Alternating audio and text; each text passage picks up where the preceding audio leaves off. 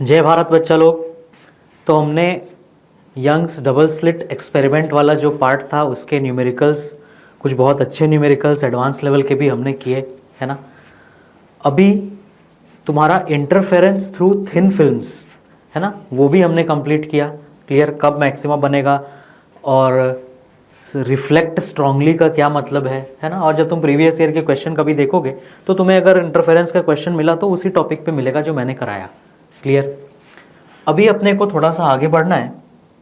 अपना जो next topic है अभी वो है डिफ्रैक्शन, है ना। हम डिफ्रैक्शन पे आ गए हैं। क्लियर। हमने इंटरफेरेंस ऑफ वेव्स पढ़ा। इंटरफेरेंस ऑफ वेव्स के बाद अब हमें क्या पढ़ना है? डिफ्रैक्शन। अब ये डिफ्रैक्शन जो है ना, जैसे तुम्हारा ये यंग्स डबल स्लिट एक्सपेरिमेंट और interference through thin films, clear, ये जो तुम्हारी दो चीज़ें थी ये भी ये इंटरफेरेंस के कारण ही होती थी। और ये जो डिफ्रैक्शन है ना, ये भी इंटरफेरेंस के कारण ही होगा। मतलब ये जो पूरा तुम्हारा टॉपिक है ये सब कुछ इंटरफेरेंस ऑफ वेव्स के अंदर ही चल रहा है। उसमें यंग्स डबल स्लिट एक्सपेरिमेंट एक टॉपिक हो गया, इंटरफेरेंस थ्रू थिन फिल्म्स एक टॉपिक हो गया, अब डिफ्रैक्शन उसमें एक नेक्स्ट टॉपिक है। क्लियर। तो हमें ये इंटरफेरेंस में ना, लाइट वेव्स में तीन टाइप की चीज़ें होती है। क्या क्या तुम्हें याद रखना है? एक यंग्स डबल स्लिट एक्सपेरिमेंट है, दूसरा इंटरफेरेंस थ्रू थिन फिल्म्स है, और तीसरा डिफ्रैक्शन है। ठीक है। तो अब ये डिफ्रैक्शन में क्या होता है, चलो और देखते हैं हम लोग, है ना। डिफ्रैक्शन का डेफिनेशन क्या है, देखो ना, bending of light around edges of an obstacle. Obstacle के अराउंड ना लाइट क्या करता है, बेंड कर जाता है। मतलब जैसे देखो फॉर एग्जांपल यहाँ पे तुमने क्या कर लगा रखा है, तुम्हारे पास, मैं जस्ट थोड़ा सा इस डायग्राम को और बड़ा करता हूँ।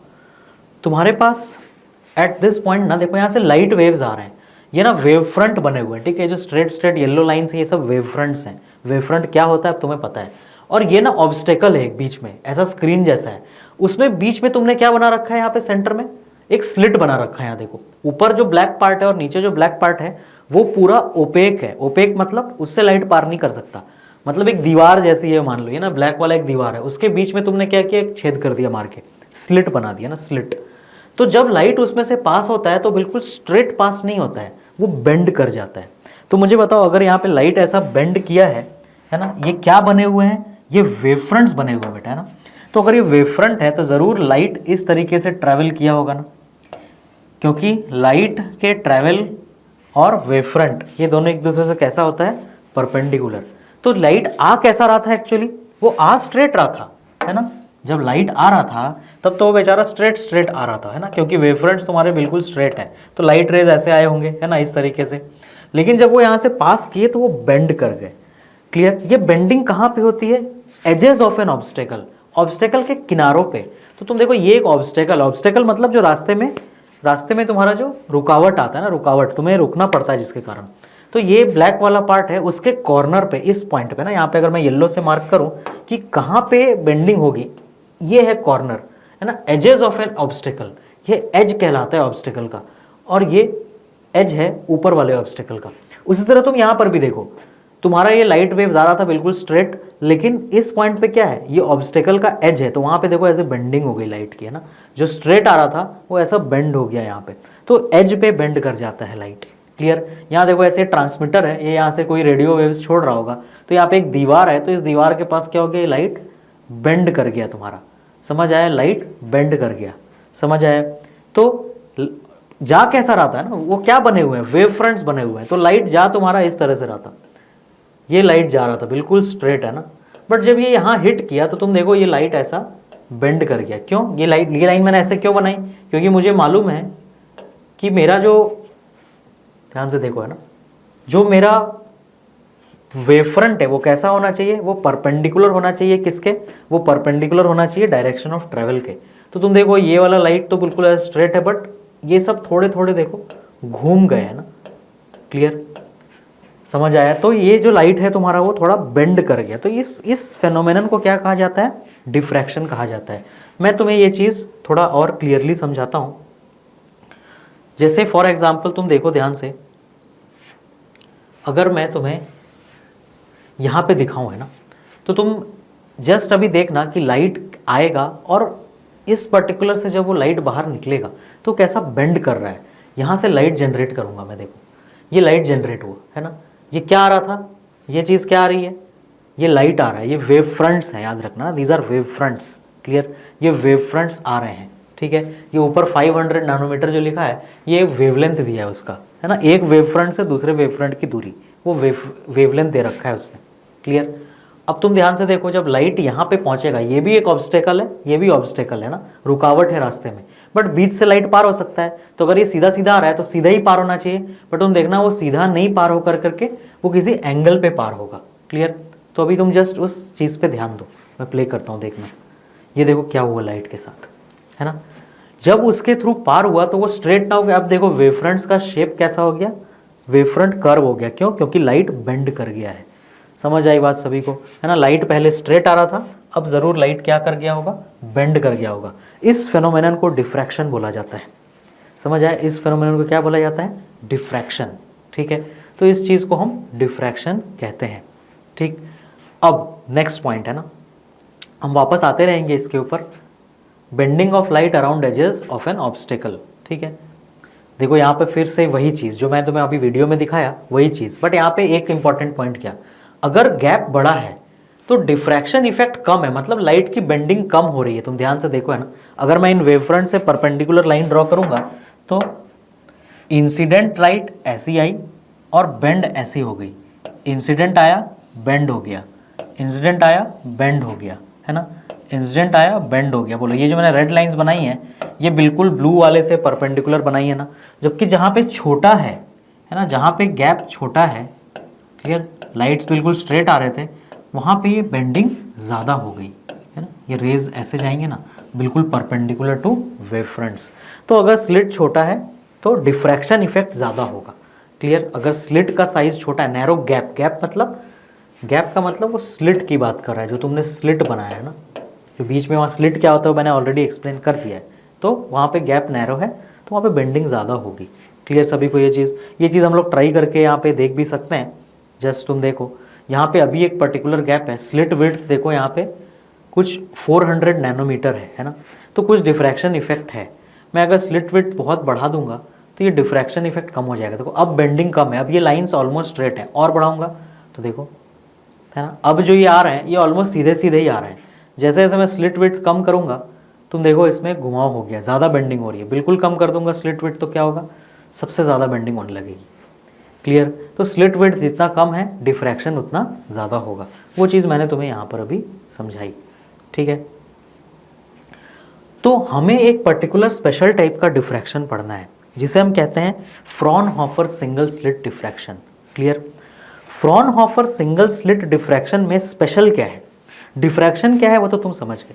फ्रॉनहोफर सिंगल स्लिट डिफ्रैक्शन में स्पेशल ये चीज़ है, नंबर 1 कि जो distance between source and screen, ये एक स्क्रीन है ना, जिसके ऊपर तुम्हें पैटर्न दिखाई देगा। जैसे यंग्स डबल स्लिट एक्सपेरिमेंट में पैटर्न दिखाई देता था ना, वैसा पैटर्न दिखाई देगा, क्लियर। तो ये जो पैटर्न यहाँ बनता है, तुम देखो यहाँ पे भी ऐसे ही क्या है, देखो ये ब्राइट कलर है पूरा बीच में, फिर डार्क है, फिर ब्राइट है, फिर डार्क है ना, कुछ चीज़ें हम देख पा रहे हैं, बट ये चीज़ डिफ्रैक्शन का पैटर्न है। मैंने भी पहला पॉइंट तुम्हें क्या समझा रहा हूँ कि फ्रॉनहोफर सिंगल स्लिट डिफ्रैक्शन में स्पेशल क्या है। नंबर 1 क्या, कि जो तुम्हारा सोर्स है ना, जहाँ पे तुमने स्लिट बनाया है, गैप बनाया है, वहाँ से लेकर के स्क्रीन तक का, है ना, दिस इज़ योर स्क्रीन, ये क्या है, ये मेरा स्क्रीन है, क्लियर। और ये मेरा क्या है, दिस इज़ माई स्लिट। ये जो दूरी है इसके बीच की वो लार्ज होनी चाहिए, clear. Source and screen must be at a large distance from each other. समझ आई बात ये सभी को। ये फर्स्ट कंडीशन है फ्रॉनहोफर सिंगल स्लिट डिफ्रैक्शन का, ये अपने वर्ड में लिख सकते हो सब लोग। Second, Fraunhofer single slit diffraction में हम स्लिट क्या ले रहे हैं, एक सिंगल स्लिट ले रहे हैं हम लोग, है ना, सिंगल स्लिट, है ना, ये नाम में ही पता चल जा रहा है। जब हम इंटरफेरेंस पढ़ रहे थे यंग्स का, वो डबल स्लिट एक्सपेरिमेंट था, डिफ्रैक्शन हम कहाँ ले रहे हैं, सिंगल स्लिट। तो इस पॉइंट पे तुम्हारे माइंड में एक डाउट आ सकता है कि sir Young's double slit experiment में तो 2 स्लिट होते थे, दोनों में से लाइट आता था और वो दोनों इंटरफेयर करते थे या सुपरपोजिशन करते थे, तब तो मैक्सिमम मिनिमम बनता था। यहाँ पर तो एक ही स्लिट है, तो इसमें इंटरफेरेंस और की बात कहाँ से आएगी। तो याद करो हाइगन्स प्रिंसिपल। हाइगन ने क्या बोला था कि जो तुम्हारा वेवफ्रंट बन रहा है ना, यहाँ पे कोई ना कोई वेवफ्रंट बनेगा, इस वेवफ्रंट का ईच एंड एवरी पॉइंट, है ना, each and every point of this wavefront will act as a new source, है ना। वेव फ्रंट का हर एक पॉइंट कैसा काम करने वाला है, एक नए सोर्स की तरह काम करने वाला है। तो तुम सोच लो अब यहाँ से कि ये वाला पॉइंट एक सोर्स है और ये वाला पॉइंट दूसरा सोर्स है, तो इससे जो लाइट यहाँ पे पहुँचेगा, ये दोनों है ना, तो इन दोनों में तो इंटरफेरेंस हो सकता है ना, और इसी कारण अब पैटर्न बनता है। समझ आया? यंग्स डबल स्लिट एक्सपेरिमेंट में पैटर्न क्यों बनता था? दोनों सोर्स से लाइट आता था, दो वेव्स आते थे, क्लियर। उसमें स्लिट का जो विड्थ होता था ना, वो बहुत कम होता था यंग्स डबल स्लिट में, ठीक है। तो उसमें से जो लाइट निकलता था दोनों अलग अलग सोर्सेज में से, वो आकर के इंटरफेयर करते थे, और जहाँ इंटरफेयर करते थे उसके हिसाब से मैक्सिमम मिनिमा बनता था। लेकिन फ्रॉनहोफर सिंगल स्लिट डिफ्रैक्शन में एक ही स्लिट है, तो इसमें सर अलग अलग सोर्स किधर से आए? तो जो स्लिट पे तुम्हारा वेवफ्रंट क्रॉस कर रहा है ना, उसका ईच एंड एवरी पॉइंट एक नए सोर्स की तरह काम करता है, ठीक है। तो वहाँ से जो वेव्स निकले उनका इंटरफेरेंस यहाँ पर हुआ। तो ये सेकेंड पॉइंट में तुम्हें लिखना है, मैं बोल रहा हूँ, नोट करो, लिखो। The wavefront passing through the slit, SLIT slit है ना, SLIT slit, the wave front passing through the slit acts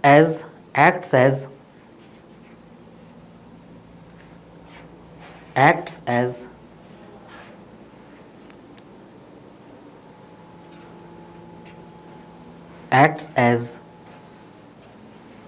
position of new sources, मतलब ये नए सोर्सेज हो गए हैं ना अब इस वेवफ्रंट के ऊपर। Position of new sources, bracket में लिख लो, each and every point of a wavefront, each and every point of a wavefront acts as a source, each and every point of a wavefront acts as a source from Huygens principle, है ना। ये Huygens principal में हमने ये चीज़ पढ़ी थी, clear, हाइगन ने ये बात बताई थी। तो उसके कारण यहाँ पे अलग अलग पैटर्न बन रहा है। तुम देखो पैटर्न बिल्कुल सेम नहीं बन रहा है यहाँ पे। बताओ जो यंग्स डबल स्लिट एक्सपेरिमेंट था उससे मेजर डिफरेंस यहाँ पर क्या है, मुझे बताओ। सबसे मेजर डिफरेंस क्या है यहाँ पे? ये बाकी चीज़ें मैं यहाँ पे इरेज कर रहा हूँ जो मैंने लिखा है। सबसे मेजर डिफरेंस जो क्लियरली दिख रहा है, तुम देखो ये जो सेंट्रल मैक्सिमा है ये बहुत वाइड है, बट उसके बाद का जो मैक्सिमा है वो उतना वाइड नहीं है। फिर उसके बाद वाला मैक्सिमा वाइड का छोड़ो, ब्राइटनेस भी कम होती जा रही है। जो सेंट्रल मैक्सिमा है उसका ब्राइटनेस बहुत ज़्यादा है। ये जो इधर ग्राफ बना है ना, अभी इसको भूल के चलो, मान लो ये ग्राफ नहीं है, अभी सिर्फ स्क्रीन को देखो, इस ग्राफ को मुझे तुम्हें समझाना है, और इनफैक्ट दिस इज़ इम्पॉर्टेंट, है ना। बट अभी तुम पहले पैटर्न समझो।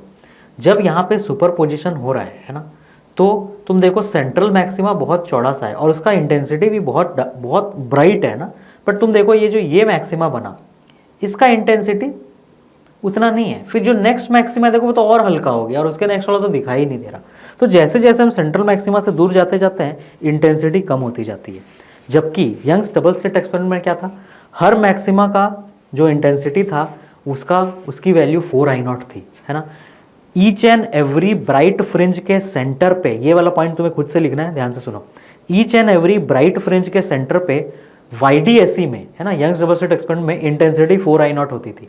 लेकिन इसमें जैसे जैसे हम सेंट्रल मैक्सिमा से दूर जाते जाते हैं इंटेंसिटी कम होती जाती है ना। ये फर्स्ट मैक्सिमा की इंटेंसिटी कुछ कम है, सेकंड की और कम है, कितनी हो जाती है वो भी तुम्हें वैल्यू में बता सकता हूँ, है ना। But that is not more important. Important क्या है कि कम होता जाता है, क्लियर। हाँ, सिमिलैरिटी क्या है YDSE से, तो bright fringe dark fringe, bright fringe dark fringe, bright fringe dark fringe, वो सिमिलैरिटी है ना। और वो सिमिलैरिटी होना ही है, तुम्हें पता है ना। 1.5 लैम्डा d/d, 2.5 लैम्डा d/d, ये सब पे क्या होता था, डार्क। और lambda d/d, 2 lambda d/d, 3 lambda d/d, ये सब पे क्या होता था, ब्राइट। तो उसी तरीके से कि यहाँ 1 पे अगर ब्राइट मिलेगा तो 1.5 पे डार्क मिलेगा, 2 पे अगर ब्राइट मिलेगा तो 2.5 पे डार्क मिलेगा, है ना। तो ब्राइट डार्क ऐसे, तो वो पैटर्न यहाँ पर भी है, क्लियर। तो सिमिलैरिटी और डिफरेंसेस यहाँ पर मैंने बताया, तुम्हारे पॉइंट तुम्हारे नोट्स में ये सब होना चाहिए। क्या क्या होना चाहिए तुम्हारे नोट्स में इस पेज के बाद? नंबर 1 कि यहाँ पे इंटरफेरेंस किसका हो रहा है, वो सब तो मैंने तुम्हें लिखा दिया। ईच एंड एवरी पॉइंट जो है वो एक्ट करता है नए सोर्स की तरह, तो उनसे जो वेव्स निकलेगा उनका इंटरफेरेंस होगा, क्लियर। सिमिलैरिटी क्या है इसका YDSE से, कि ब्राइट डार्क एक एक करके बनता है। डिफरेंस क्या है कि हर मैक्सिमा का इंटेंसिटी अलग अलग है, हर मैक्सिमा का इंटेंसिटी अलग अलग है, और वो यहाँ तुम्हें दिख रहा है, क्लियर सभी को। तो मैं तुम्हें यही पैटर्न ना अभी इस एनिमेशन में बना करके दिखाता हूँ, क्लियर। तुम देखो यहाँ पे अभी जब मैं स्टार्ट करूँगा, मैं इसमें एक स्क्रीन वाला ऑप्शन है उसको मैंने ओपन कर दिया है ना। ये तुम्हारा स्क्रीन है, ठीक है, इसमें इंटेंसिटी में हटाता हूँ अभी, ये स्क्रीन है, क्लियर। इस स्क्रीन पे जो तुम्हारा पैटर्न बनेगा वो कैसा बनेगा देखो ना, दिस इज़ योर स्क्रीन, ऐसे करके देखो 3D में ऐसे रखा हुआ है, इतना ऐसे मानो, क्लियर। तो मैं यहाँ से स्टार्ट कर रहा हूँ और तुम ध्यान से देखो कि स्क्रीन पे पैटर्न किस टाइप का बन रहा है, ठीक है, ठीक है। सुपर पोजिशन तुम्हारा चालू हुआ और स्क्रीन पे कुछ तुम्हारा पैटर्न ड्रॉ हो रहा है। क्या हमें पैटर्न दिखाई दे रहा है? नहीं, बिल्कुल ही लाइट सा सर कुछ आ रहा है, कुछ पता नहीं चल रहा ज़्यादा। चलो मैंने कुछ स्लिट विड्थ चेंज किया, क्या अब कुछ पैटर्न दिख रहा है? हाँ सर, अब थोड़ी सी क्लैरिटी हुई। मैंने स्लिट विड्थ थोड़ा सा और चेंज किया, क्या अब कुछ और पैटर्न दिख रहा है? हाँ, कुछ और पैटर्न दिख रहा है। थोड़ा सा और स्लिट विड्थ चेंज करते हैं, है ना, क्या अब कुछ चेंज आया पैटर्न में? तुम ध्यान से देख रहे हो, क्या तुम्हें बीच में ब्राइट फ्रिंज दिखाई दे रहा है? यस, बीच में ब्राइट फ्रिंज बिल्कुल दिखाई दे रहा है ना। थोड़ा सा और चेंज करते हैं, क्लियर। तो ये तुम्हें फ्रिंजेस यहाँ पर मेक हो रहा है ना, ये ब्राइट है, फिर डार्क है, फिर डार्क है, तो इस टाइप का पैटर्न यहाँ पे बनता है ना। तो ये मैं स्लिट विड्थ को मैं चेंज कर रहा था कंटिन्यूसली, थोड़ा सा चलो इस पॉइंट से 400 नैनोमीटर पे लाते हैं, 450 नैनोमीटर पे सेट है ये, और देखते हैं फाइनली ये कैसा पैटर्न बनता है, ठीक है। तो ये देखो, एक चौड़ा सा ब्राइट है, फिर इधर डार्क है, फिर डार्क है ना। थोड़ा सा बढ़ाते हैं इसको, क्लियर। तुम देखो फिर से बीच में ब्राइट है, लेकिन उस जो ब्राइट फ्रिंज है, अगर मैं स्लिट विड्थ चेंज कर रहा हूँ तो तुम देख रहे होगे जो ब्राइट वाला फ्रिंज आ रहा है उसका भी विड्थ कुछ चेंज कर रहा है ना, उसका भी कुछ विड्थ चेंज कर रहा है। यहाँ पे ये फ्रीक्वेंसी तुम्हें क्या शो कर रहा है? फ्रीक्वेंसी तुम्हें शो कर रहा है कि कौन सा कलर हम यूज़ कर रहे हैं। अगर मैं चेंज कर दूंगा तो ये रेड कलर का लाइट आने लगेगा, है ना, वो लाइट की फ्रीक्वेंसी। बट पैटर्न तुम्हें वैसा ही दिखाई देगा ना, एक बीच में ब्राइट दिखाई देगा और दोनों बाजू तुम्हें क्या दिखाई देंगे? बाकी डार्क दिखाई देगा, क्लियर। तो इस टाइप का पैटर्न हमें यहाँ पे दिखाई देता है। तुम एम्पलीट्यूड चेंज कर सकते हो वेव्स का। मैं वापस ग्रीन में ले आता हूँ क्योंकि ग्रीन में विजिबिलिटी थोड़ी बेटर है ना स्क्रीन के ऊपर। तो अगर मैंने एम्पलीट्यूड चेंज कर दिया कुछ, है ना, वेव्स का, तो फिर देखो अभी भी वही है ना, बीच में एक ब्राइट है और दोनों साइड डार्क है। तो एम्पलीट्यूड को मैक्सिमम पे रखते हैं। हमारे पास एक सिंगल स्लिट है, ये डिफ्रैक्शन हो रहा है ना, वेव फ्रंट आ रहे हैं और यहाँ पे स्क्रीन पे तुम्हारा कुछ पैटर्न बन रहा है, क्लियर सभी को। तो अलग अलग वैल्यू पे, लेटर से मैंने इस बार पूरा 1600 कर दिया स्लिट विड्थ, ठीक है, मैंने स्लिट विड्थ पूरा 1600 कर दिया। तो अभी तुम्हें यहाँ पर फिर से डिफ्रैक्शन पैटर्न है, बट तुम देखो ये मैक्सिमम बहुत वाइड हो गया है ना, और इधर मिनिमम वगैरह है। तो तुम्हें थोड़ा सा इसको बैलेंस करके रखना पड़ेगा, है ना, कि मुझे कितनी वैल्यू चाहिए फॉर स्लिट विड्थ, ताकि मुझे एक मैक्सिमा और दोनों बाजू मिनिमा दिखाई दे, क्लियर सभी को ये चीज़। तो ये तुम्हारा पैटर्न है जो यहाँ पर साइड में आकर के बन रहा है, क्लियर। इसके पहले हमने ये इंटरफेरेंस पढ़ रखा है ना। इंटरफेरेंस में क्या होता था ध्यान से देखो, है ना, जब हम इंटरफेरेंस करते थे तो इसमें लाइट वेव आ रहा है, अब ये जो दोनों वेव इधर से निकले ना, वो यहाँ आके इंटरफेयर करेंगे। अभी तुम देखना यहाँ पे पैटर्न बनेगा, ठीक है, बोलो ऐसा ही पैटर्न हमने देखा है ना पहले, सबको दिख रहा होगा कि यहाँ देखो ग्रीन है, black green black green black, तो तुम्हारा लाइट डार्क पैटर्न इस तरीके से बन रहा है। और जो सेंट्रल मैक्सिमा है उसके ऊपर जो दोनों मैक्सिमा है, उन दोनों का जो विड्थ है वो बिल्कुल सेंट्रल मैक्सिमा से सेम है, क्लियर। उन दोनों का जो विड्थ है वो दोनों सेंट्रल मैक्सिमा से क्या है? सेम है। तो जब मैंने सिंगल स्लिट किया था तो सेंट्रल मैक्सिमा एक वाइड दिखाई दे रहा था, उसके बाद दोनों बाजू डार्क था, हम नेक्स्ट वाला मैक्सिमा नहीं देख पा रहे थे। क्यों? क्योंकि उसकी इंटेंसिटी ही बहुत कम होती है ना। तो वो सिंगल स्लिट वाले पे चलते हैं। ये तुम्हारा यंग्स YDAC का स्क्रीन है ना, YDAC में हमने ये वाला एनिमेशन नहीं देखा था, बट YDAC हो रहा है ये, this is YDAC, this is Young's double slit experiment. Screen में देखो तुम्हारा ये सेंट्रल मैक्सिमा है, ये फर्स्ट मैक्सिमा है, फिर सेकेंड आएगा, क्लियर। तो इस तरीके से तुम्हारा YDAC चल रहा है यहाँ पे, ठीक है। यहाँ पे जो हम लोग चीज़ देख रहे थे ये क्या है? यह diffraction, Fraunhofer single slit diffraction. तो आई थिंक ये बातें सभी को क्लियर है। इसमें तुम देखो इसकी जो इंटेंसिटी है उसका भी यहाँ पे ग्राफ बनता है, तुम देखो, है ना।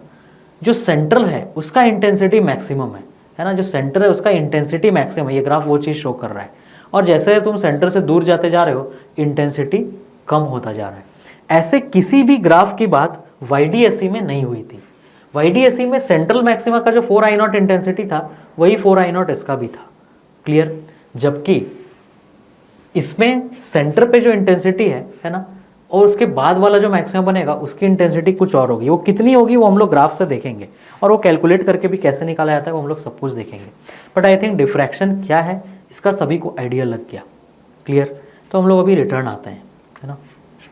तो ये सब हो गया समझना। अब तुम देखो यहाँ पे ये ग्राफ बना है, दिस इज कॉल्ड इंटेंसिटी। तो जो तुम्हारा सेंट्रल मैक्सिमा है ना उसका इंटेंसिटी सबसे ज़्यादा है, और वो भी जब तुम सेंटर से दूर जा रहे हो तो इंटेंसिटी चेंज हो जा रही है। इस ग्राफ को भी हम आगे देखेंगे। ये तुम्हारे फर्स्ट मैक्सिमा की इंटेंसिटी है, ये सेकंड की, ये थर्ड की। सिमिलरली नीचे भी ये फर्स्ट, सेकंड और थर्ड कहलाएगा। तो इंटेंसिटी क्या होती जा रही है, कम होती जा रही है जैसे जैसे हम सेंट्रल मैक्सिमा से दूर जा रहे हैं। एक्चुअल में इस ग्राफ को जब तुम ऐसे 90 डिग्री पे घुमा के देखोगे तब तुम्हें इंटेंसिटी पता चलेगी। मतलब इसमें इस एक्सिस पे ना इंटेंसिटी है, क्लियर। और यहाँ पे तुम्हारा ये डिस्टेंस है सेंट्रल मैक्सिमा से। तो जो सेंट्रल मैक्सिमा है तुम्हारा, है ना, इंटेंसिटी का ये वाली लाइन इंटेंसिटी की लाइन। इनफैक्ट मैंने ऊपर वाला अगर मैं ग्राफ की तरह इसे ड्रॉ करूँ तो जस्ट मुझे इसे सही से थोड़ा ड्रॉ करता हूँ। ये जो इसका एक्सिस है ना इस पे इंटेंसिटी है, और ये जो एक्सिस है ये सेंट्रल मैक्सिमा से दूरी है। तो तुम देखो ये जो इंटेंसिटी वाला एक्सिस है तुम्हारा उसमें ये वाला पॉइंट मैक्सिमम आ रहा है। फिर ये फर्स्ट मैक्सिमा का जो मैक्सिमम इंटेंसिटी है वो कुछ कम है, फिर सेकंड मैक्सिमा का मैक्सिमम इंटेंसिटी है वो कुछ और कम है ना, क्लियर। तो ये वाली बात तुम्हें माइंड में सेट करनी, इसलिए मैं इतना देर से कंटिन्यूसली रिपीट कर रहा हूँ, ठीक है। अब आते हैं हम इसके मैथमेटिकल कैलकुलेशंस में, ठीक है। तो फ्रॉनहोफर सिंगल स्लिट डिफ्रैक्शन में इंपॉर्टेंट क्या था कि इन दोनों के बीच में दूरी बहुत ज़्यादा होनी चाहिए। किसके किसके बीच में, जहाँ से वेवफ्रंट आ रहा है। अभी ये डायग्राम मैंने क्या बनाया ध्यान से देखो, ये स्लिट है, दिस पॉइंट है ना। तो मैंने यहाँ इस पर्टिकुलर डायग्राम में ये हमारा स्लिट है, this is your slit. A point से लेकर के यहाँ पे जो नीचे वाला पॉइंट है इसको मैं कुछ लेबल कर देता हूँ। लेट अस से ये पॉइंट सी है, तो ए से सी तक तुम्हारा स्लिट है। तो तुम इस यहाँ पे बोल सकते हो कि ये पॉइंट ए है और ये पॉइंट सी है इस डायग्राम में, ठीक है। उसमें लाइट वेव आया, उससे एक वेवफ्रंट बना, उस वेवफ्रंट से वेव्स निकल करके पॉइंट पी पे सुपर इम्पोजिशन चल रहा है। पॉइंट पी पे क्या चल रहा है, सुपर इम्पोजिशन, क्लियर सभी को। पी नॉट पे क्या हो रहा है, वो सेंट्रल मैक्सिमा है। पी नॉट पे सेंट्रल मैक्सिमा है, क्यों, क्योंकि पी नॉट पे जो वेव्स पहुंच रहे हैं ना, तुम देखो ये वाले वेव्स, ये जो वेव्स मैंने बनाए हैं जो पी नॉट पे पहुंच रहे हैं, this wave and this wave जो रिफ्रैक्ट होकर के यहाँ पे आए, इन सबका ना ऑप्टिकल पाथ सेम है। इसीलिए वहाँ पे ऑप्टिकल पाथ सेम होने के कारण क्या बनता है, पाथ डिफरेंस जीरो हो जाता है, और क्या बनता है, मैक्सिमा बनता है। जबकि अगर मैं सेंट्रल वाले पॉइंट से थोड़ा दूर चल जाऊंगा तो उस पॉइंट पे मिनिमा या मैक्सिमा कुछ भी बन सकता है डिपेंडिंग अपॉन पाथ डिफरेंस, है ना। तो मैंने कोई सा भी एक पॉइंट पी ले लिया जिस पे कुछ वेव, ये जो वेव फ्रंट बना तुम्हारा, है ना, ये वेव फ्रंट है, this is your wave front. इस वेव फ्रंट से वेव्स गए, जहाँ पे स्लिट है वहीं पे वेव फ्रंट है ना, एग्जैक्टली स्लिट की जगह पे। तो मैं उसको किसी और कलर से करता हूँ, this is my wave front, है ना। ये जो स्लिट है ए से सी तक, ये मेरा वेव फ्रंट है, ठीक है। नीचे सी के क्या है, ऑब्स्टेकल, ए के ऊपर ऑब्स्टेकल।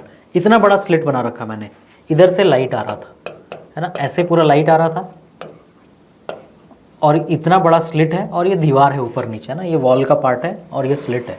तो ये स्लिट में बीच में से पार हुआ। इनफैक्ट मैं क्या करता हूँ, एक काम, मैं स्लिट को ही और डार्क कलर से बना देता हूँ ताकि तुम्हें ये चीज़ क्लियर हो जाए, है ना। ये अगर मैंने बोला कि दिस इज़ योर स्लिट, ये तुम्हारा दीवार का ऊपर वाला पार्ट ऑब्स्टेकल, और ये दीवार का नीचे वाला पार्ट ऑब्स्टेकल, क्लियर। और बीच में स्लिट है, तो यहाँ पे वेव फ्रंट बना और इसमें से ये वेव गए और पॉइंट पी पे इंटरसेक्शन हो रहा है। अब तुम ध्यान से देखो, अगर मैं ये जो पहला वेव किया उन दोनों को मैं कलर करता हूँ, ये वाला पर्टिकुलर वेव और ये वाला पर्टिकुलर वेव, है ना, इन दोनों का मैं पाथ डिफरेंस निकालने की कोशिश कर रहा हूँ पॉइंट पी पे। तो बताओ पाथ डिफरेंस कैसे निकालते हैं। इसी तरीके से डायग्राम निकाल के तुम क्या किया, तुमने देखो यहाँ पे तुमने यहाँ से एक परपेंडिकुलर ड्रॉ किया, है ना। तो ये जो लेंथ है और जो नीचे वाला लेंथ है, उन दोनों में अगर डिफरेंस निकालना है तो मैंने एक परपेंडिकुलर ड्रॉ कर दिया यहाँ से, ऐसा, है ना। तो ये जो छोटा सा लेंथ आता है इसी को डेल्टा एक्स बोलते हैं ना, ये जो डेल्टा एक्स है, उसी डायग्राम छोटे से ट्राइंगल को, जो ये छोटा सा ट्राइंगल यहाँ बन रहा है ना, उसको बड़ा करके मैंने यहाँ पे बनाया। तो अगर स्लिट का विड्थ b है तो ये b/2 होगा यहाँ से यहाँ, तो ये b/2 गिवन है। और यहाँ पे एंगल तुम्हारा कितना है, थीटा। तुम देखो ये वाला वही एंगल है जो यहाँ था। तो और ये एग्जैक्टली वैसे ही पाथ डिफरेंस निकाला जा रहा है जैसा कि हमने कहाँ निकाला था, YDAC में, विदाउट एनी एजम्पशन। याद करो YDAC में मैंने तुम्हें ये थीटा पे एंगल को हमने कन्वर्ट किया था, है ना, तो ये थीटा और इस थीटा को हमने अप्रॉक्सीमेटली फिर बाद में इक्वल माना था ना, विदाउट एनी एजम्पशन नहीं। हमने क्या माना था कि ये जो थीटा है और यहाँ जो थीटा है, जब तुम उसे ऐसे घुमा रहे हो, वो दोनों थीटा सेम है। तो यहाँ जो तुमने थीटा घुमाया और यहाँ पे जो थीटा, इनफैक्ट अगर उसको मैं यहाँ पे बनाऊँ ना, तो दिस इज़ योर एक वेव और ये वाला है तुम्हारा दूसरा वेव, ऐसा है ना, और ये दोनों एक ही पॉइंट पे जाके मिलेंगे। मुझे फिर से ड्रॉ करना चाहिए उन दोनों वेव्स को। ये वेव इधर आया और इधर बेंड हो गया, और इससे जो वेव निकला था, है ना, इस पॉइंट से, ये इधर आया और ये बेंड होकर के दोनों सेम पॉइंट पे पहुंच रहे हैं। क्लियर? दोनों की बेंडिंग एक ही पॉइंट से हुई है। तो जस्ट मैं इस फर्स्ट वाले वेव को दोबारा बनाता हूँ ऐसे, है ना, ये तुम्हारा फर्स्ट वेव है और दोनों पॉइंट P पे आकर के क्या कर रहे हैं, इंटरफेयर कर रहे हैं। तो इसके और नीचे वाले वेव का जो पाथ डिफरेंस है वो यही लेंथ है ना, this is delta x. Clear सभी को? और ये डेल्टा एक्स कितने के इक्वल आ रहा है, b/2 साइन थीटा। कैसे? क्योंकि तुमने ये लाइन परपेंडिकुलर ड्रॉ की थी, है ना, तो अगर तुमने ये परपेंडिकुलर गिराया, ये b/2 है, वो थीटा है, तो ये b/2 साइन थीटा होगा ना। तो ये जो छोटा सा डेल्टा एक्स है वो कितने के इक्वल हो गया, b/2 sine theta. Delta x equal to b/2 sine theta. तो यहाँ तक YDAC से सब कुछ कैलकुलेशन सेम है। YDAC से सब कुछ क्या है, कैलकुलेशन सेम है। अब हम क्या करते हैं, यहाँ पे ध्यान से देखो तुम, है ना। अब तुम यहाँ पे मान लेते हो कि लेटस से कि इस पॉइंट P पे मिनिमा है, ठीक है। Let there be a minima at P। तो P पे मैंने क्या मान लिया, मिनिमा है ना। तो अगर P पे मिनिमा बन रहा है तो, है ना, इनफैक्ट कोई सा भी मिनिमा नहीं, फर्स्ट मिनिमा, है ना। मैंने क्या मान लिया कि लेटस से पॉइंट P जो है वो फर्स्ट मिनिमा का पॉइंट है। मतलब इस पर्टिकुलर डायग्राम में फर्स्ट मिनिमा कहाँ पर है, ध्यान से देखो। क्या ये दिस इज फर्स्ट मिनिमा, है ना। ये वाली लाइन अगर मैं येलो ड्रॉ करूँ, ये फर्स्ट मिनिमा है, ये सेंट्रल मैक्सिमा, उसके बाद फर्स्ट मिनिमा, तो मैं उसको पॉइंट P बोल दे रहा हूँ अपने डायग्राम का। तो अगर यहाँ पे फर्स्ट मिनिमा है तो फर्स्ट मिनिमा का मतलब क्या होता है, फर्स्ट मिनिमा में डेल्टा एक्स की वैल्यू कितनी होती है, λ/2 होती है ना। फर्स्ट मिनिमा पे डेल्टा एक्स λ/2 होता है, तो एट P डेल्टा एक्स λ/2 है, which is also equal to b/2 sine theta. This implies, है ना, इसका मतलब क्या है, तुम्हें क्या मिलेगा कि b sine theta is equal to lambda. ये एक बहुत बहुत इंपॉर्टेंट रिलेशन है। यहाँ b क्या है, स्लिट विड्थ, है ना, स्लिट विड्थ, और ये थीटा क्या है, थीटा वो एंगल है जिस पे वेव फ्रंट से वेव निकल रहे हैं, ठीक है। और वो थीटा के बारे में और डिस्कशन करेंगे अभी आगे, बट इस रिजल्ट को तुम्हें बिल्कुल रट लेना है। क्या कि फर्स्ट मिनिमा के पॉइंट पे b साइन थीटा की वैल्यू लैम्डा होनी है। फर्स्ट मिनिमा के पॉइंट पे b साइन थीटा की वैल्यू लैम्डा होनी है। अब इससे हम एक जनरल रिजल्ट बनाते हैं, क्या, है ना, ये फर्स्ट मिनिमा हुआ, है ना। तो for first minima b sine theta is equal to 1 lambda होता है। तो सेकेंड मिनिमा के लिए b साइन थीटा की वैल्यू 2 लैम्डा आएगी, और nth मिनिमा के लिए b साइन थीटा की वैल्यू n लैम्डा आएगी। Clear? This is a very important result, है ना। nth मिनिमा के लिए b साइन थीटा की वैल्यू क्या आएगी, n लैम्डा आएगी, ठीक है। तो ये तुम्हारा एक इंपॉर्टेंट रिजल्ट है, जिससे हमें क्या पता चलेगा कि मिनिमा और मैक्सिमा का कंडीशन क्या है। तो ये हमने मिनिमा का कंडीशन कैलकुलेट करके निकाला कि b साइन थीटा क्या होना चाहिए, b साइन थीटा लैम्डा के इक्वल होना चाहिए, ठीक है। अभी तुम एक चीज़ पे यहाँ पे अब ध्यान दो, ऐसा जो रिजल्ट था ना हमने YDAC में निकाला था, बट वहाँ पे ना हम y की वैल्यू कैलकुलेट करते थे कि y की वैल्यू λ/d/t है, 2 λ/d/t है, 3 λ/d/t है, तो वहाँ पे मैक्सिमा बन रहा है, या 0.5 λ/d/t है, 1.5 λ/d/t है, 2.5 λ/d/t है, तो मिनिमा बन रहा है। बट यहाँ पे ना हम इसको याद कैसे रखते हैं, इस फॉर्म में। और इनफैक्ट b साइन थीटा नहीं, तुम ना साइन थीटा की वैल्यू याद रखते हो, साइन थीटा की वैल्यू λ/b। तो nth में साइन थीटा की वैल्यू कितनी होगी, एन लैम्डा बाई बी, ये वो रिजल्ट है जो तुम्हें बिल्कुल रट करके रखना है। साइन थीटा की वैल्यूज इनफैक्ट, है ना, much more important is this value. ठीक है, फर्स्ट मिनिमा में साइन थीटा की वैल्यू लैम्डा बाई बी है और nth मिनिमा में साइन थीटा की value n lambda by b है। क्लियर?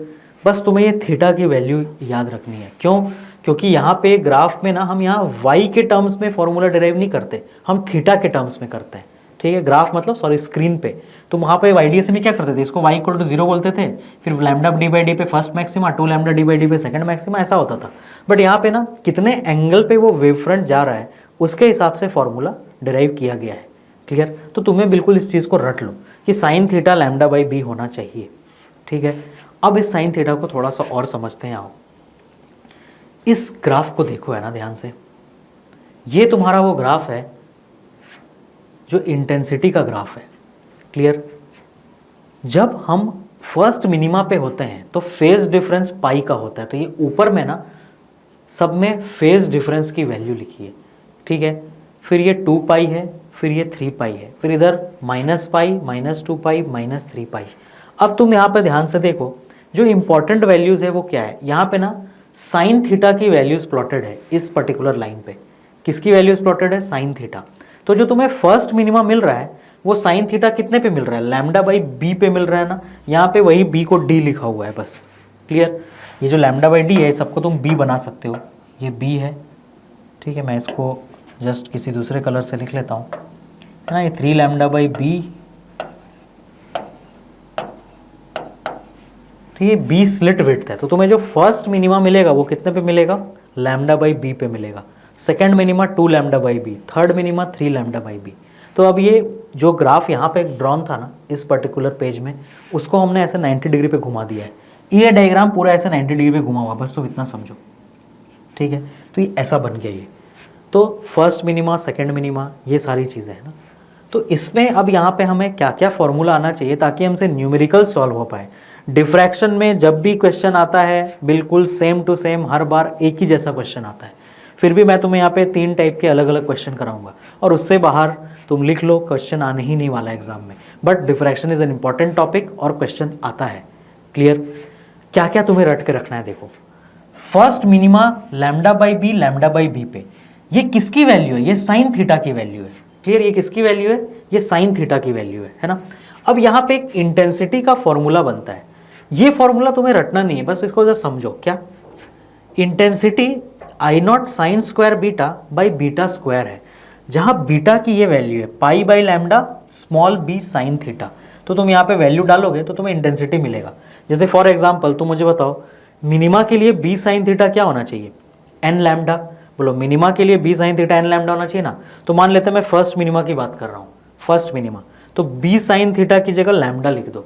तो बी साइन थीटा की जगह तुम लैम्डा लिखोगे तो पाई बाई लैम्डा इंटू लैम्डा कितना? पाई आएगा। तो बीटा की जगह यहाँ पाई डालो, साइन स्क्वायर पाई कितना होगा? 0। तो इंटेंसिटी 0 आ जाएगी ना। अब सेकंड मिनिमा की बात करो तो यहाँ पे 2 लैम्डा डालोगे तो 2 पाई हो जाएगा। तो साइन 2 पाई की वैल्यू भी क्या होती है? 0। तो देखो 2 पाई पे फिर से तुम्हें क्या मिला है? फिर से मिनिमा मिला है। इसमें बिल्कुल भी कंफ्यूज मत करना कि सर वहाँ पे जब हमने पढ़ा था YDSE में तो मिनिमा हमें पाई, 3 पाई, 5 पाई ऑड पे मिलता था। बेटा वो ना फेज डिफरेंस की वैल्यू थी, ये फेज डिफरेंस की वैल्यू नहीं है, ये साइन थीटा की वैल्यू है। यहाँ पे थीटा फेज डिफरेंस नहीं है। क्लियर सभी को? ये फेज डिफरेंस नहीं है, इसको याद रखना, है ना। साइन थीटा क्या है यहाँ पे? जो इस डायग्राम में थीटा बना हुआ है ना, सॉरी, जो इस पर्टिकुलर डायग्राम में ये थीटा बना हुआ है ना, साइन थीटा वो चीज़ है। क्लियर? उस पर्टिकुलर डायग्राम का थीटा है वो, है ना। तो उस पर्टिकुलर डायग्राम का थीटा है, ये तुमको याद रखना है। वो फेज डिफरेंस नहीं है, इसलिए वो थीटा, साइन थीटा की वैल्यू कहाँ कहाँ पे? जब जब तुम्हारा पाई, 2 पाई, 3 पाई हो जाएगा ना, बीटा की वैल्यूज़। ये किसकी वैल्यूज़ है? ये बीटा की वैल्यूज़ है ना। ये बीटा की वैल्यूज़ है तुम्हारी। तो बीटा की वैल्यू तुम कहाँ से निकालोगे? बी साइन थीटा की वैल्यू डाल डाल के। फिर से मैं तुम्हें रिपीट कर रहा हूँ, वो फेज डिफरेंस नहीं है। क्लियर? जो कि YDSE में था। तभी तो YDSE में 2 पाई, 4 पाई, 6 पाई इवन मल्टीपल पे मैक्सिमम मिलता था। यहाँ ऐसा नहीं है ना। यहाँ मैक्सिमम तुम्हें किधर मिल रहा है पता है? पाई और 2 पाई के बीच में क्या आएगा? 1.5 पाई, है ना। मतलब 1.5 पे मतलब क्या? 3 पाई बाई 2, 90 डिग्री के मल्टीपल पे, है ना। तो यहाँ तुम्हें मैक्सिमम मिलेगा। फिर यहाँ 2 पाई और 3 पाई के बीच में क्या आएगा 2.5 पाई। 2.5 पाई का मतलब क्या हो गया, कौन सा एंगल होगा वो 450 डिग्रीज। क्लियर सभी को ये, तो वहाँ पे तुम्हें मैक्सिमम मिल रहा है। तो ये वैल्यूज़ किधर से लिखी गई है इस ग्राफ में, इधर से, यहाँ पे वैल्यू डाल के बी साइन थीटा की वैल्यू पहला लैम्डा डाल दो तो फर्स्ट वाला मैक्सिमम मिल जाएगा पाई, बीटा की वैल्यू पाई मिल जाएगी। फिर सेकंड बी साइन थीटा की वैल्यू सेकंड मिनिमा पे 2 लैम्डा है तो डाल दो तो 2 पाई मिल जाएगा। तो देखो सेकंड मिनिमा मिल गया। क्लियर, ये भी तुम्हें रटने की जरूरत नहीं है, जस्ट इतना याद रखो कि यहाँ पे जो वैल्यूज़ गिवन है ये फेज डिफरेंस नहीं है। ठीक है, नेक्स्ट, अब तुम्हें ये चीज़ समझ में आएगा क्योंकि इंटेंसिटी देखो साइन का फंक्शन है, इंटेंसिटी साइन का फंक्शन है ना, साइन थीटा, इसलिए ये ग्राफ इस टाइप का बना है इंटेंसिटी का। यहाँ वाई एक्सेस पे इंटेंसिटी है आई, है ना, डिफ्रैक्टेड लाइट इंटेंसिटी, और ये मैक्सिमम इंटेंसिटी वाला पॉइंट है y इज इक्वल टू 0, जो तुम्हारा सेंट्रल मैक्सिमा था, है ना, इस पर्टिकुलर पॉइंट पे ये वाला पॉइंट, ये वाली लाइन है ना, जो तुम्हारा सेंट्रल मैक्सिमा है। समझ आया सभी को? और इस डायग्राम में तुम्हें साइन थीटा बना करके दिखाऊं, इस डायग्राम में तुम्हें साइन थीटा बना करके दिखाता हूँ। तुम ध्यान से देखो साइन थीटा क्या है ना, इस पर्टिकुलर डायग्राम में, इस पर्टिकुलर डायग्राम में साइन थीटा है। अगर मैं यहाँ से एक लाइन खींचूँ फर्स्ट मिनिमा तक, ये है ना, तो दिस इज़ योर थीटा, ये है वो थीटा जो यहाँ पे बन रहा है, ये थीटा है वो साइन थीटा, है ना, जो तुम्हारा इधर से लाइन बना हुआ है वहाँ तक। तुम बोलोगे सर इसमें बीच में लेंस तो नहीं है, लेंस क्यों लगाया गया यहाँ पे इस पर्टिकुलर पेज में, सॉरी मैं तुम्हें बोलना भूल गया, लेंस क्यों लगाया गया, क्योंकि लेंस क्या करता है, अगर पैरेलल रेज आ रहे हैं उनको फोकस कर देता है। रेज का पैरेलल आना ज़रूरी क्यों है, क्योंकि सोर्स बहुत दूर रखा हुआ है ना, सोर्स और स्क्रीन के बीच में बहुत बड़ा डिस्टेंस होना चाहिए। तो जब हम एक्सपेरिमेंट करते हैं ना तो उतना बड़ा डिस्टेंस रखना पॉसिबल नहीं होता, तो हम क्या करते हैं, हम पैरेलल रेज भेज देते हैं। पैरेलल रेज कहाँ से आते हैं, इन्फिनिटी से, तो अपने आप इक्विवेलेंट हो जाता है किसके, कि अगर सोर्स दूर रखा हुआ है। लेकिन पैरेलल रेज आएंगे तो सुपरपोजिशन कैसे होगा, तो उसके लिए फिर लेंस लगा दिया गया कि वो लेंस उनको स्क्रीन पे क्या कर दे, फोकस। तो ये जो लेंस लगाया गया है वो फ्रॉनहोफर सिंगल स्लिट डिफ्रैक्शन में ही लगाया जाता है। क्यों, क्योंकि उसमें सोर्स को बहुत दूर होना है, तो मतलब रेज पैरेलल आएंगे, तो जब पैरेलल रेज आएंगे बेटा तो उनको मिलाने के लिए लेंस लगाना पड़ेगा ना। क्लियर, और यहाँ पे जो डायग्राम है ये एक्चुअल डायग्राम है जिसमें सोर्स दूर है बहुत, ठीक है, तो इसमें इसलिए बीच में वो लेंस नहीं बनाया गया, है ना। तो अगर तुम यहाँ सेंटर से थीटा एंगल पे ये फर्स्ट मैक्सिमा देखोगे, तो अगर ये तुम्हारा स्लिट विड्थ b है ना, अगर ये तुम्हारा स्लिट विड्थ b है यहाँ से यहाँ तक, इस डायग्राम जो मैं बना रहा हूँ बहुत इंपॉर्टेंट है ना, अगर ये स्लिट विड्थ तुम्हारा b है तो मैं इसी साइन थीटा की वैल्यू है ना लैम्डा बाई b बोल रहा हूँ। क्लियर, कब है ये, फर्स्ट मिनिमा पे। सेकंड पे क्या हो जाएगा, b साइन थीटा किसके इक्वल हो जाएगा, 2 लैम्डा के, तो साइन थीटा की वैल्यू 2 लैम्डा बाई b हो जाएगी। मतलब मैं अगर दूसरा लाइन ड्रॉ करूँ, है ना, लेटर से मैं यहाँ पे एक दूसरा लाइन ड्रॉ करता हूँ सेकंड मिनिमा पे, सेकंड मिनिमा देखो, ये सेकंड मिनिमा पे लाइन ड्रॉ किया ना मैंने, तो अब जो ये थीटा है यहाँ पे, अब ये वाला जो थीटा है ना, ये बड़ा वाला, ये वाला साइन थीटा क्या हो जाएगा, मान लो इसको थीटा 1 बोल रहा हूँ, इसको थीटा 2 बोल रहा हूँ, तो sine theta 1 lambda by b है और sine theta 2 lambda by b है। क्यों, क्योंकि b साइन थीटा 2 लैम्डा के इक्वल होगा ना, क्यों, क्योंकि वो सेकंड मिनिमा है। फर्स्ट मिनिमा में वो 1 लैम्डा था, सेकंड में वो 2 लैम्डा हो जाएगा। तो इस तरीके से तुम्हारा फर्स्ट मिनिमा सेकंड मिनिमा इतने थीटा पे बनेगा। बट ये है वो थीटा, ये तुम्हें समझ लेना है। वहाँ पे लेंस बनाया था मैंने, तो तुम्हें थोड़ा कन्फ्यूजन हुआ होगा, बट लेंस क्यों बनाया गया, ताकि दूर से जो लाइट आ रहे हैं उनको एक साथ मिलाया जाए। But this is actual theta. तुम थर्ड पे बनाओगे फिर तो तीसरा लाइन बनाओगे तो साइन थीटा 3 क्या हो जाएगा, 3 लैम्डा बाई b हो जाएगा।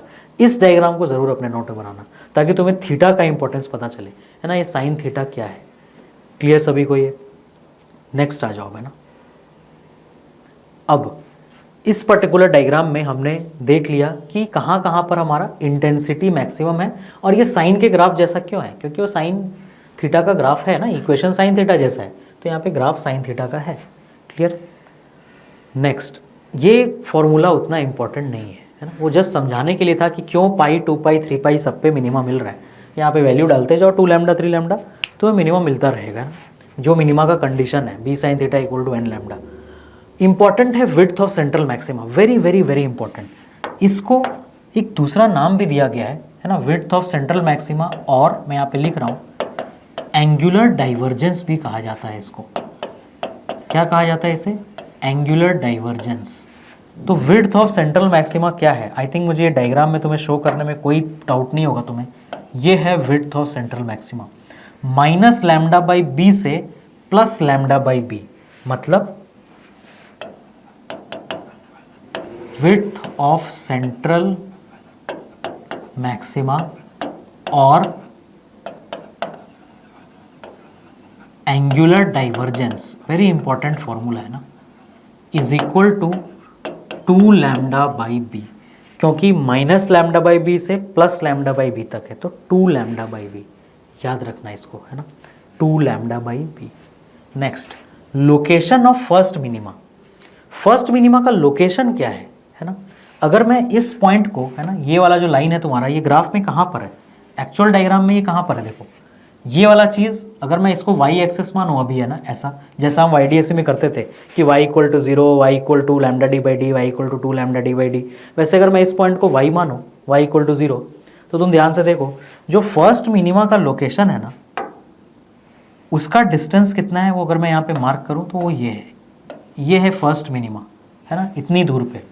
तो वो डिस्टेंस हम कैसे निकालेंगे फर्स्ट मिनिमा, तो देखो उसका प्रूफ मैं तुम्हें यहाँ पे दिखा रहा हूँ इस डायग्राम में, अच्छे से ध्यान से देखो ना। लेट अस से ये जो तुम्हारा डिस्टेंस है, दिस इज कैपिटल डी, है ना, यहाँ से लेकर के यहाँ तक, स्क्रीन से सोर्स तक डिस्टेंस क्या है, कैपिटल डी। क्लियर। हमें मालूम है कि sine theta is equal to क्या है, lambda by b. Sine theta is equal to क्या है, फर्स्ट मिनिमा की बात कर रहा हूँ मैं, है ना, is equal to lambda by b. अब मुझे बताओ, क्योंकि ये डिस्टेंस बहुत बड़ा है, that means sine theta is approximately equal to tan theta हो जाएगा, तो मैं इसे को tan theta is equal to lambda by b लिख सकता हूँ। बोलो अगर इतना बड़ा डिस्टेंस है तो ये एंगल बहुत छोटा बनेगा ना, मैं जितना बड़ा दूर लेता जाऊँगा ये थीटा वन एंगल उतना छोटा हो जाएगा। और फॉर स्मॉल एंगल्स क्या होता है, sine theta approximately equal to tan theta, तो टैन थीटा की वैल्यू क्या है, लैम्डा बाई बी। अब यहाँ से तुम इस राइट एंगल ट्राइंगल को देखो, है ना, जो मैं ये रेड वाली जो लाइन है ये उसका हाइपोटेन्यूस है, और ये 90 डिग्री है ना, जो 90 डिग्री एंगल है वो ये है, दिस इज 90 डिग्री। तो ये जो छोटा सा राइट एंगल ट्रायंगल बन रहा है, इनफैक्ट उसका बेस बहुत बड़ा है, हाइपोटेन्यूस भी बहुत बड़ा है, परपेंडिकुलर बहुत छोटा सा है। तो तुम मुझे बताओ, जो तुम अभी डिस्टेंस कैलकुलेट करने की कोशिश कर रहे हो, ये क्या उस पर्टिकुलर डायग्राम में वो डिस्टेंस, ये पर्टिकुलर डिस्टेंस है, यही डिस्टेंस है ना, कि जो तुम्हारा मिनिमा है फर्स्ट, वो y इक्वल टू 0 से कितना दूर है, this is the same distance. ये वाला जो डिस्टेंस मैंने यहाँ पे दिखाया और जो ये डिस्टेंस है, ये दोनों बिल्कुल सेम है, तो मैं उसी को कैलकुलेट कर रहा हूँ इन दिस डायग्राम। तो मुझे बताओ टैन थीटा क्या होता है, परपेंडिकुलर बाई बेस, तो लोकेशन ऑफ फर्स्ट मिनिमा है ना, तो परपेंडिकुलर बेस मैं इसको y ले रहा हूँ लेटस से, है ना, मैं उसको क्या किसके इक्वल ले रहा हूँ, लेटस से मैं इसको y ले रहा हूँ। तो टैन थीटा की वैल्यू क्या हो जाएगी, y by D is equal to lambda by b. तो y की वैल्यू क्या आ गई, y की वैल्यू आ गई लैम्डा डी बाई बी। ये है तुम्हारा location of first minima. Clear, lambda D by b. क्या इसी तरीके से तुम सेकंड मिनिमा, थर्ड मिनिमा, सबका लोकेशन निकाल सकते हो, है ना, सबका निकाल सकते हैं हम लोग। जो सेकंड मिनिमा होगा वो 2 लैम्डा डी बाई बी पे हो जाएगा, third 3 lambda D by b पे हो जाएगा। तो तुम देखो यहाँ पे फॉर्मूला जस्ट उल्टा है, वहाँ क्या फॉर्मूला बनता था, lambda D by D, 2 lambda D by D, 3 lambda D by D maxima के लिए, यहाँ मिनिमा के लिए बन रहा है। समझ आ गया, ये फॉर्मूला किसके लिए बन रहा है, मिनिमा के लिए बन रहा है ना। तो जो मैक्सिमा की वैल्यू थी वो मिनिमा की जगह आ रही है, और मिनिमा की वैल्यू थी वो मैक्सिमा की जगह आ रही है। और वो चीज़ तुम यहाँ भी देख रहे हो, है ना, वो तुम यहाँ भी देख रहे हो। साइन थीटा की वैल्यू जो मैंने यहाँ पे प्रूव की, है ना, क्या प्रूव किया मैंने, sine theta n lambda by b होगा, एन इंटीजर मल्टीपल 1 2 3, तब मिनिमा बनेगा। और 1.5, 0.5, 2.5 होगा तो वहाँ पे क्या होना है, वहाँ पे मैक्सिमा होना है। क्लियर, तो ये मिनिमा का कंडीशन है एन लैम्डा बाई बी। तो इसी के साथ अब तुम रेडी हो मैक्सिमा का कंडीशन लिखने के लिए, क्या, 2n + 1/2 लैम्डा बाई बी, है ना। मिनिमा में क्या होगा, साइन थीटा की वैल्यू 2n + 1, सॉरी मैक्सिमा में for nth maxima sine theta की वैल्यू हो जाएगी 2n + 1/2 लैम्डा बाई बी, ये मैक्सिमा हो जाएगा। सिमिलरली यहाँ पे अगर तुम्हें first minima lambda D by b पे मिला है ना, तो nth मिनिमा कितने पे मिलेगा, n lambda D by b, है ना, ये फर्स्ट मिनिमा था।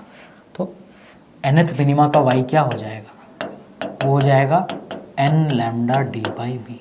ये क्या है, ये मिनिमा है ना, ये मिनिमा है। This is your for minima, location of first minima. मैं तुम्हें मैक्सिमा का फॉर्मूला क्यों नहीं लिखा रहा यहाँ पे, क्योंकि एग्जाम में जो क्वेश्चन पूछा जाता है वो तुमसे या तो विड्थ ऑफ सेंट्रल मैक्सिमा पूछेगा या फिर फर्स्ट मिनिमा के लोकेशन के ऊपर क्वेश्चन पूछेगा, है ना, या फिर किसी मिनिमा के लोकेशन पे, है ना। तो इसीलिए these formula are more important.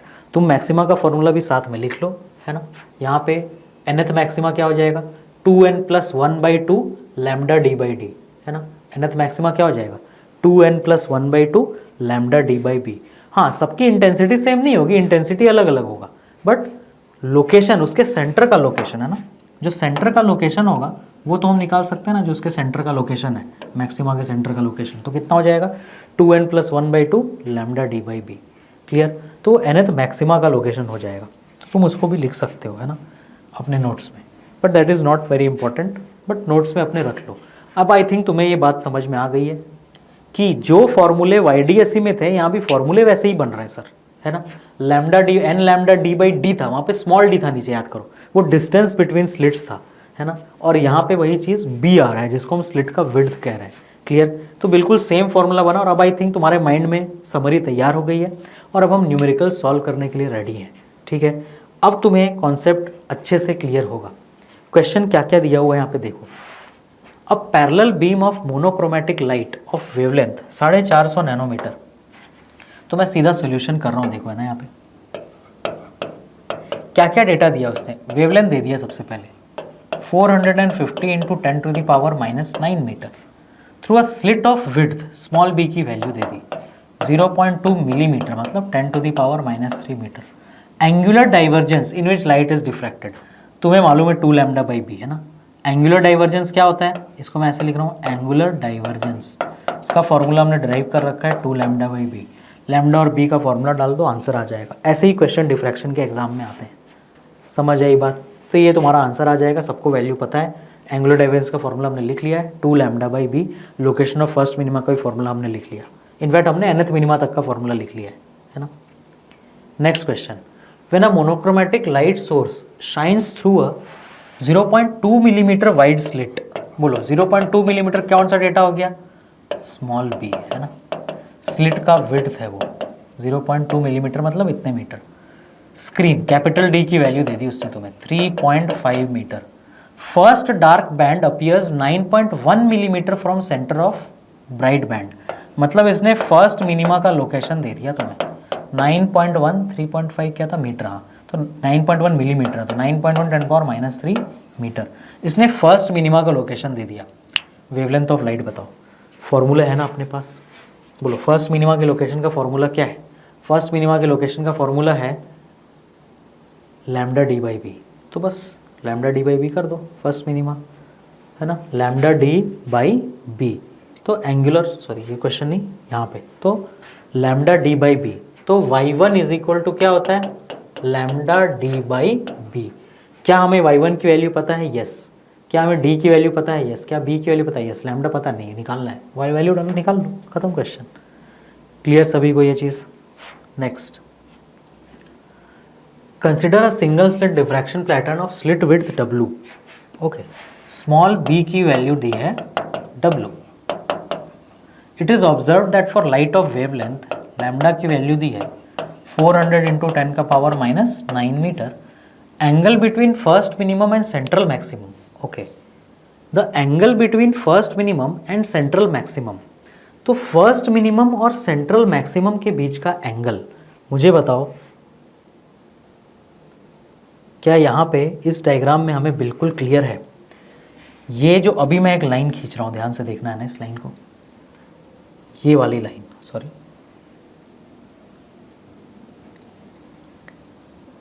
क्या ये सेंट्रल मैक्सिमम की लाइन है, यस। और ये जो रेड वाली लाइन बनी है, क्या वो फर्स्ट मिनिमम की लाइन है, यस, है ना। मैं यहाँ से बाकी चीज़ें जस्ट इरेज करता हूँ ना, तुम्हें समझाने के लिए क्लियरली फिर से एक बार ड्रॉ करता हूँ। तुम ध्यान से देखो, इसमें जो ये येलो लाइन है ये फर्स्ट मैक्सिमम है, और जो रेड लाइन है वो क्या है, that is first minimum. Sorry, yellow line है central maximum and red line is first minimum. तो यही होता है ना थीटा, यही है ना थीटा, है ना। इसी को तो हम sine theta is equal to क्या बोल रहे हैं, इसी साइन थीटा को तो हमने लैम्डा बाई बी बोल रखा है ना। इसीलिए ये टर्म इतना इंपॉर्टेंट है ना, इसलिए टर्म इतना इंपॉर्टेंट है। सेंट्रल मैक्सिमा और फर्स्ट मिनिमा के बीच का एंगल, ठीक है, उसका साइन थीटा का वैल्यू तुम्हें उसने क्वेश्चन में दे दिया है ना, लैम्डा बाई बी। क्लियर, उसने तुम्हें वैल्यू क्या दी, उसने तुम्हें वैल्यू दे दिया the angle between first minimum and central maximum is 4 × 10⁻³ radians, है ना। तो उसने थीटा की वैल्यू दी 4 × 10⁻³ रेडियंस। क्लियर, तुम्हें W की वैल्यू बतानी है। अब मुझे बताओ, क्या हमें साइन थीटा का फॉर्मूला पता है? Sine theta is lambda by b. तो इस पर्टिकुलर क्वेश्चन में तुम्हें लैम्डा मालूम है, बी तुम्हें निकालना है ना, W मतलब बी की वैल्यू तुम्हें निकालनी है, और उसने थीटा तुम्हें दे दिया। तुम बोलोगे सर इतने छोटा एंगल का साइन थीटा कैसे निकालेंगे? अब जब एंगल छोटा होता है तो साइन थीटा और थीटा इक्वल होते हैं, तो तू यही वैल्यू वहाँ पे डाल दे, है ना। For small angle sine theta is approximately equal to theta, है ना, ये हमने कई बार रिपीट किया है। तो this will be equal to lambda की वैल्यू डाल दो, 400 × 10⁻⁹/W, आंसर निकाल लो। तो सॉल्यूशन में क्वेश्चन सॉल्व करते वक्त तुम्हें सिर्फ टर्म्स का मीनिंग पता होना चाहिए। Sine theta is equal to lambda by b, इस पर्टिकुलर डायग्राम से तुम्हें समझ में आना चाहिए, इस पर्टिकुलर डायग्राम से, है ना, ये वाले डायग्राम से वो तुम्हें समझ में आना चाहिए कि वो क्या होता है। क्लियर सभी को ये चीज़? तो ये तुम्हारा अलग अलग टाइप के हमने फॉर्मूले बनाए, एवरीथिंग। तो तुमने कुछ चीज़ें यहाँ पर बहुत सारी इंपॉर्टेंट सीखी है ना, कि कैसे हम लोग डिफ्रैक्शन करते हैं। और इम्पॉर्टेंट टॉपिक है, क्वेश्चन आता है बट बहुत ईजी क्वेश्चन आते हैं, है ना, बहुत ईजी क्वेश्चन आते हैं। अभी इसमें एक और जस्ट सिमुलेशन टाइप का है, हम लोग उसको देख लेते हैं। तुम ध्यान से देखो, यहाँ पे क्या है ना, ये लाइट आ रहा है, ये स्लिट है, और इधर सामने स्क्रीन है। क्लियर, ये स्क्रीन है ना। अब इस स्क्रीन में ना जो पैटर्न है वो नीचे में दिखाया गया है कि स्क्रीन में कैसा पैटर्न है। तो देखो यहाँ पे एक ब्राइट फ्रिंज है जो बहुत ब्राइट है, फिर यहाँ बिल्कुल डार्क हो गया, बिल्कुल भी कुछ दिखाई नहीं दे रहा, फिर थोड़ा ब्राइट हुआ, फिर डार्क हो गया। तो ये बिल्कुल वैसी ही चीज़ है। अगर मैं यहाँ पे तुम्हें इंटेंसिटी का ग्राफ भी दिखाऊं तो तुम देखो, है ना, कि बिल्कुल सेंटर पे बहुत ब्राइट होगा और साइड साइड जाते जाएंगे तो ये डार्क होता जाएगा। अब ये जो चीज़ है तुम्हारा डिफ्रैक्शन पैटर्न जो नीचे बना है ना, तुम देखो ये 0 डिग्री और ये 30 degree, this is angular divergence. जो सेंट्रल मैक्सिमा का विड्थ है वो यहाँ पे अभी 60 डिग्री है। तुम मुझे बताओ, क्या तुम्हें यहाँ पे ये बात समझ आ रही है कि साइन थीटा इज 30 डिग्री इस पर्टिकुलर क्वेश्चन में?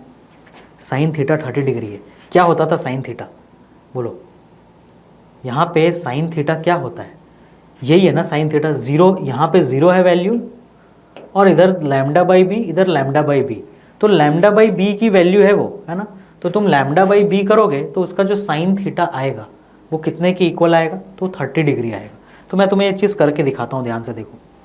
अभी लैम्डा बाई बी कितना है, देखो यहाँ पे मैंने जो वैल्यू लगा रखी है, तो देखो साइन थीटा 30 है, लैम्डा को मैं एग्जैक्टली 500 कर देता हूँ, है ना, एग्जैक्टली 500, और इसको मैं 1000 कर देता हूँ। तुम देखो एग्जैक्ट 30 डिग्री पे तुम्हारा फर्स्ट मिनिमा आ गया। जो फर्स्ट मिनिमा अब आ रहा है, देखो वो एग्जैक्टली 30 डिग्री पे आ रहा है, एग्जैक्टली, है ना, 30 डिग्री पे यहाँ पे तुम्हारा फर्स्ट मिनिमा आया हुआ है। क्लियर, एग्जैक्टली 30 डिग्री पे तुमने वहाँ पे फर्स्ट मिनिमा तुम्हारा आया है, और इधर भी 30 डिग्री पे एग्जैक्टली आया है। अब लैम्डा बाई बी का रेशियो अगर मैं चेंज करूंगा तो तुम देखना ये जो मिनिमा है वो अपनी जगह से शिफ्ट करेगा। ठीक है, अगर मुझे मान लो लेट अस से मुझे 60 डिग्री पे फर्स्ट मिनिमा चाहिए, तो साइन 60 की वैल्यू कितनी होती है? √3/2, है ना। तो 1.7/2 करूंगा तो मुझे 0.86 के आसपास रेशियो चाहिए। तो मैं लैम्डा बाई बी को इधर ना 860 पे लेके चल जाता हूँ। ठीक है, मैं इसे 860 पे लेकर के जाता हूँ। तो तुम देखना हमारा जो पूरा का पूरा मिनिमा है जो भी 30 डिग्री पे है वो 60 पे शिफ्ट हो जाएगा। मैं लैम्डा बाई बी को √3/2 कर रहा हूँ, है ना। तुम देखना फर्स्ट मिनिमा 60 डिग्री पे शिफ्ट हो जाएगा। तो उसको हम कैसे करेंगे? मैं इसको 500 से 860 पे लेकर के जाऊँगा अभी, 860। क्लियर, 860 क्यों लेके जा रहा हूँ? क्योंकि √3/2 अप्रॉक्सीमेटली 0.86 होता है। 750, अच्छा 780 तक ही जा सकता है ना। तो 780 तक ही गया वो। तो तुम देखो ये पूरा 60 पे नहीं पहुंचा, ये तुम्हारा मिनिमा वाला प्रोफाइल है, अब ये कलर भी चेंज हो गया ना, क्योंकि 780 नैनोमीटर किसी और कलर का है। जो उसके पहले कलर था वो ग्रीन था, है ना। इसके पहले जो कलर मैंने सेट किया था 500 पे, वो कुछ ग्रीन के आसपास आ रहा था। मैं वेवलेंथ बढ़ा के ले गया, कलर रेड हो गया। लेकिन देखो विड्थ ऑफ मैक्सिमा तुम्हारा 30 को क्रॉस करके देखो 60 की तरफ के आसपास तुम्हारा मिनिमा आ रहा है ना। अब जो मिनिमा आ रहा है वो कहीं यहाँ पे आ रहा है तुम्हारा, है ना। विड्थ ऑफ सेंट्रल मैक्सिमम भी बढ़ गया। क्यों बढ़ गया? क्योंकि 2 लैम्डा बाई बी होता है विड्थ ऑफ सेंट्रल मैक्सिमम, है ना। विड्थ ऑफ सेंट्रल मैक्सिमम बढ़ गया, 2 लैम्डा बाई बी होता है वो, तो लैम्डा बढ़ा दिया तुमने तो 2 लैम्डा बाई बी बढ़ गया, सिंपल सी बात। और थोड़ा अगर इसको हम कम करेंगे लेटस से, है ना, लेटस से मैं उसको थोड़ा सा कम करता हूँ, तो देखो तुम जैसे जैसे मैं कम करूँगा ना, ये विड्थ अपने आप सेंट्रल मैक्सिमा का कम होता जाएगा। ठीक है, अभी मैंने कुछ कम किया, कुछ कम किया, और कुछ कम किया, और कुछ कम किया। देखो ये विड्थ ऑफ सेंट्रल मैक्सिमा जो है वो कम होता जा रहा है ना। ये जो विड्थ है ना, इतना दूर, जितनी दूर तुम्हें ब्राइट लाइट दिखाई दे रहा है, बहुत ही लाइट सा दिख रहा है यहाँ पे, बट वो कम होता जा रहा है। जैसे जैसे मैं बढ़ाऊँगा देखो विड्थ ऑफ सेंट्रल मैक्सिमा बढ़ रहा है। एग्जैक्टली जब 500 के आसपास हम पहुँचते हैं तो हाफ हो जाता है, और ये पूरा 30 डिग्री पे तुम्हें साइन थीटा 30 डिग्री होता है। Sine theta lambda by b, है ना, तो लैम्डा बाई बी करोगे हाफ आएगा तो 30 डिग्री पे मिलेगा ना तुम्हें। और ये 2 लैम्डा बाई बी है, 2 टाइम्स मतलब एंगुलर डाइवर्जेंस। क्लियर? तो ये चीज़ मैं तुम्हें जस्ट वेवलेंथ का क्या रिलेशन है विड्थ ऑफ सेंट्रल मैक्सिमा से, उसको मैं यहाँ पे तुम्हें जस्ट थोड़ा सा दिखा रहा था प्रूफ करके, है ना, कि क्या इसका रिलेशन है। मिनिमा कहाँ बन रहा है? देखो एग्जैक्टली अभी 32 डिग्री पे बन रहा है जब मैंने 530 रखा। देखो यहाँ एंगल भी है। जब मैं 530 को बाहर ले जाऊँगा, 500 कर दूंगा एग्जैक्ट, तो देखो 30 डिग्री हो गया। मतलब minima exactly sine theta 30 degree पे बन रहा है। जो भी यहाँ सामने स्क्रीन है उसको इधर प्रोजेक्ट किया गया है, ये है ना स्क्रीन का पैटर्न। ठीक है, बीच में सेंट्रल मैक्सिमा, फिर मिनिमा, फिर एक मैक्सिमा, फिर मिनिमा, और उधर इंटेंसिटी इतनी कम हो गई कि वो दिखाई ही नहीं दे रहा। समझ आ गया सभी को ये चीज़? तो ये तुम्हारा जस्ट एक डिफ्रैक्शन में एक एनिमेशन था थोड़ा सा, जो हम लोग देख सकते हैं कैसे कैसे चेंज करता है। अब तुम ना इस पर्टिकुलर ग्राफ में ना कुछ अप्रॉक्सीमेट वैल्यू भी याद रख सकते हो। इंपॉर्टेंट नहीं है ये, बट अगर ये मैक्सिमम इंटेंसिटी I0 है तो ये वाली जो इंटेंसिटी आती है ना यहाँ पे, ये I0/22 आता है ना। तुम लिख सकते हो approximately equal to intensity of first maxima I0/22 हो जाता है, intensity of second maxima I0/63 हो जाता है ना। इतना कम हो जाता है इंटेंसिटी। क्लियर? तो I0/63 हो जाता है वो वैल्यू ना, जब तुम और नीचे आओगे तो इस तरीके से तुम्हारे इंटेंसिटी ऑफ मैक्सिमा कम होते जाता है। तुम्हें क्या याद रखना है? Sine theta lambda by B होता है, angular divergence 2 lambda by B होता है, और इस डायग्राम से साइन थीटा की वैल्यू निकालना है ना, ये परपेंडिकुलर बाई बेस, तो उससे तुम्हें एनएथ मिनिमा एनएथ मैक्सिमा सब मिल जाएगा। क्लियर?